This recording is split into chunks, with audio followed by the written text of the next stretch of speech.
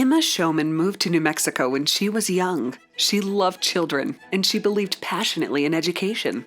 She became a school teacher in Santa Rosa and Tucumcari, where she enjoyed teaching English to Spanish-speaking school children. She married twice, once to a New Mexico rancher, and then to Tulsa's first dermatologist. She was an astute businesswoman who helped her husbands build their wealth. Although she did not attend the University of New Mexico, she truly loved New Mexico and teaching. She gave testimony to those passions when she remembered UNM in her trust. Her bequest created the Emma R. Showman Endowed Teaching Scholarships in perpetuity. Like a lot of places, we have a teacher shortage, and UNM is really working to recruit students into the teaching profession and specifically into secondary education in particular. And we're trying to recruit from New Mexico and from New Mexican communities because those teachers will stay, and they'll stay in the classroom and they'll make a difference for the students of New Mexico. Being a teacher right now in the United States can feel a little hopeless, and it can be really, really hard for young educators to see themselves in the classroom long term. And that was definitely the case for me. My second year teaching, I found myself, sitting in my car crying after school, just thinking, what did I get myself into?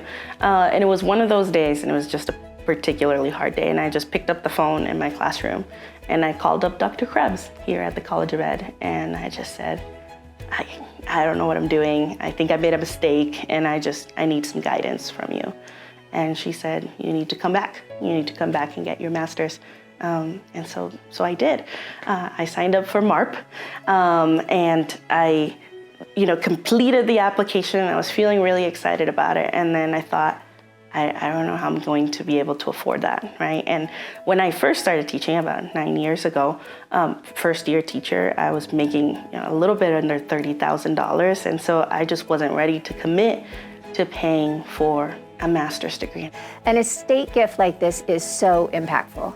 These gifts are mostly going to students who are teachers, but are maybe looking to take their teaching to the next level, or to take to find a reason to stay in the profession, because it can sometimes be hard. When I got that letter that I had received the Emma Showman scholarship, it was like a golden ticket.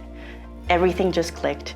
It made sense to come back, and then I did, right? And once I was back on campus, it was a fire lit in my soul again, because I needed to really understand why I was doing what I was doing, and being around other teachers who are also just doing the best work they've ever done.